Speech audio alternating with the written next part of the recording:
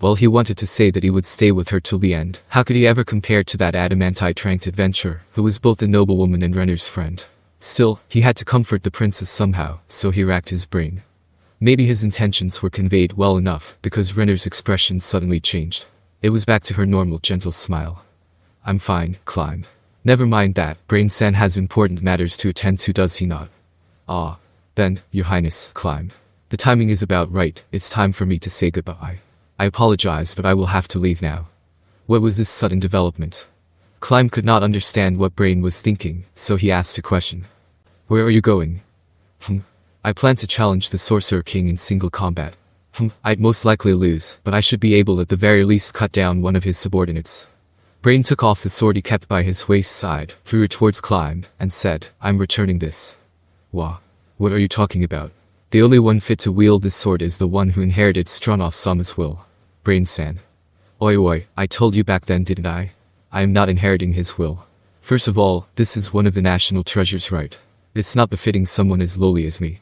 Princess-san, sorry, but please do return this to His Majesty. I understand. Princess-sama. Climb, Brain-san has already made his decision. As expected of Princess-san, you're a good woman. That said, I don't really understand women anyway. How do I put this? Brain stood upright. This is probably my last farewell. Princess, I have thoroughly enjoyed my time here. Climb, back then, I was lucky to have met you and Siba-san. It resuscitated me, and I am grateful for that. Brain turned his back on them and began to march forward. You and Gazef, it was my honor to have met the both of you. As those words fell, Brain's silhouette disappeared behind the other side of the door. How did it end up this way, Sorcerer King, if only you didn't exist? Everything round Climb was being destroyed.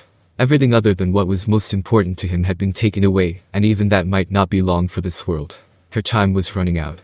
Climb, I want to hand this sword off to my dear father first. The depressive mood had gotten a hold on him, and those words managed to pull him back.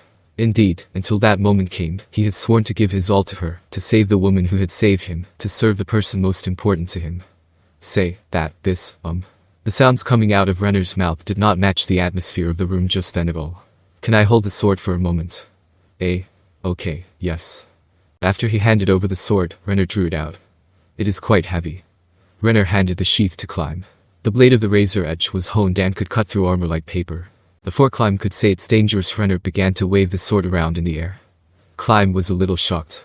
Indeed, because of the weight, her movements were wobbly, causing the tip of the blade to nick the floorboard. That was purely because she did not have enough strength to wield it, because her training still shone through her stance and movements. He could feel the sharpness of the blade from afar.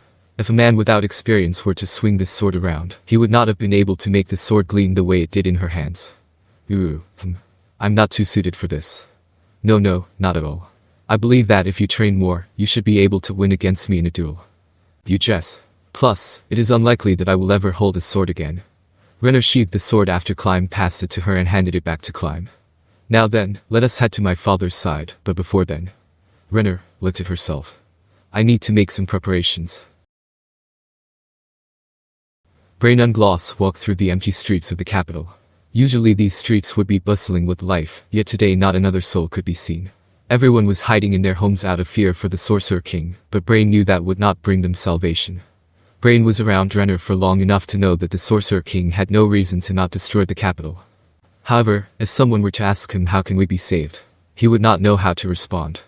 If everybody coordinated and ran from the capital in all directions, surely some of them would make it out alive. That was the only answer he had. Brain looked towards the buildings along the street. Every door and window was shut tight. They must have been nailed shut from the inside, so there was no easy way in.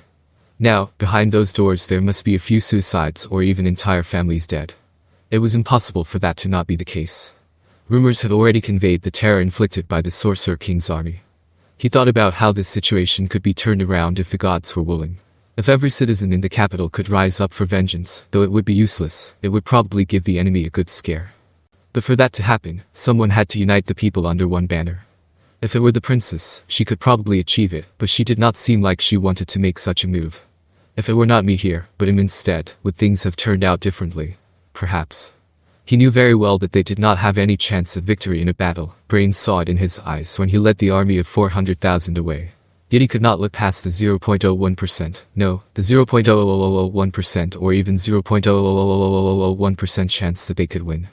Zanak may have led them on a suicidal mission, but it was not for a pipe dream. He had just acted according to their best bet in that scenario, just like what Brain was about to do. Brain laughed in his lonesome and felt something. Has the air changed? Nothing had changed in actuality. The capital still smelled the way it always did, but there was a noticeable difference. This was something a warrior could come to understand after experiencing multiple near-death battles. It was somewhat different from a pungent smell. It was a sort of psychological smell. It was the same smell he smelled back when he and Climb looked towards Erantel's night sky. The smell of loss and defeat. Has the Sorcerer King's army finally made their move? That was the only reason he could think of for such a sudden change. An opportunity had come. If Brain were to not use any tricks when approaching the Sorcerer King, the probability that he could make it to his side was really low. No, that was an understatement. It would be correct to say that he did not have a chance at all. However, there was a chance that he could accomplish his goal in the midst of the chaos of battle. Of course, that depended on the security situation of the enemy's camp. Still, to trample over a city as big as the capital would require breaks in formation and subsequently, lowered guards. Brain stopped walking to mull over his next moves, and saw the walls turn white. It was as though white paint had been poured over it. Wails could be heard from afar. This was the start of the siege. The wails had come from the temporary shelters built for refugees from other cities near the walls. The enemy's target had to be the castle, so there probably will not be any refugees running towards Brain, towards the castle. What should I do? Would it be better to abandon the initial plan once the siege began? His initial plan was to get out of the capital first, and wait for the moment the enemy's army entered the capital. He was planning to slip past the army in the chaos of the siege, to get closer to the Sorcerer King. However, if the enemy had already made their way into the capital, it would be better for him to hide for now, wait for the army to pass over, and then go out of the city walls. But if he did that, there was a high chance that the Sorcerer King might choose to leave his encampment. He had to first figure out where he was so he would not waste time running towards nothing. Perhaps he could hide near the castle and wait till the Sorcerer King led his army inward to strike. Well, in any case, all of these plans rely on me hiding myself. That said, he would not have to perfectly mask his presence like a rogue or assassin. He should be fine as long as he hid out of the enemy's sight. While he considered where to best hide, the city gates began to crumble. The white shrapnel being splintered off the gates reflected light in such a brilliant and beautiful way that Brain could not help but stop and admire this sight, even in this situation. Was that some kind of skill? But if he thought about it, he was about to make an enemy out of the Sorcerer King, one who could summon all sorts of deplorable beings. Nothing should be out of the ordinary for him at this point. A tiny dot stepped over the collapsed gates.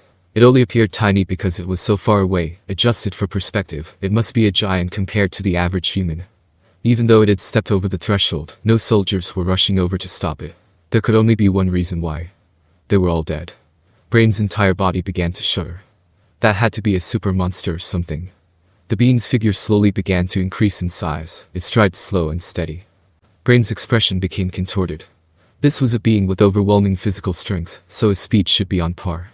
To advance through an empty street should not take it too much time, so why was it wasting so much time?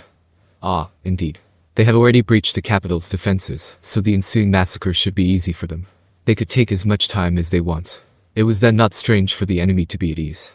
However, Brain squinted and looked towards his slowly approaching yet still far away opponent. This was the street where he was picked up, forcefully pulled along by Gazif. This was the street he ran down with Climb to raid the Eight Fingers facility, where he met Sebas. This was the street he led the children destined to become the next warrior captains down. This road was now being stomped upon carelessly by a monster.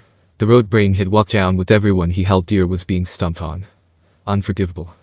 Brain changed his mind. He no longer gave a damn about the Sorcerer King. Right here, right now, this monster in front of him. He swore to make it pay.